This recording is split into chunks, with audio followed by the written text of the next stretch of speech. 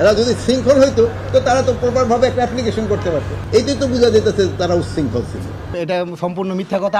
প্রত্যেকটা একাডেমিতে একটা শৃঙ্খলা জনিত কারণে যদি কেউ আউট হয় তাকে তো নাও হয় না। এটা শুধু পুলিশ একাডেমিতে না, আপনারা জানেন আমাদের পুলিশ একাডেমিটা কিন্তু সবচেয়ে পুরানো এবং নাম করা।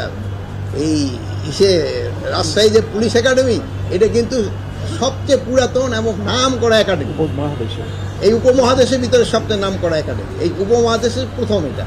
আপনি এরা যেই করতেছে যদি আইন দেখুন যে এগো যে করছে কি বলে এই আইন মানে শৃঙ্খলাজনিত কারণে বের করছে, এটা একটা প্রমাণ হলো। দেখেন এখন তারা কিন্তু এই বিশৃঙ্খল কাজ করতেছে।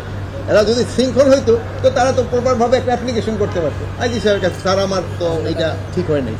পুলিশ একাডেমি যদি ঠিকমতো কাজ না করে থাকে তা আইজি সাহেবের কাছে বলতে পারত, কিন্তু তারা না হইয়া তারা কিন্তু আইজি সাহেবের কাছে না যেয়ে গেছে রাস্তায়। এইটাই তো বোঝা যেতেছে তারা উচ্ছৃঙ্খল ছিল। বাইরে উপদেষ্টা মহোদয় শুনলাম যে আপনারা কোথাও অ্যাপ্লিকেশন দেন নাই বা কোথাও এর আগে না, এটা খুবই এটা সম্পূর্ণ মিথ্যা কথা। আমাদের বের হওয়ার পর থেকে স্বরাষ্ট্র উপদেষ্টা, তারপরে আইজিপি স্যার, প্রধান উপদেষ্টা সবাইকে স্মারক দেওয়া হয়েছে। তো আমরা এতদিন যেহেতু এটা ডিসিপ্লিন ফোর্সের লোক, তা আমরা এতদিন সুশৃঙ্খলভাবে বিভিন্নভাবে এইভাবে অপেক্ষা করছি।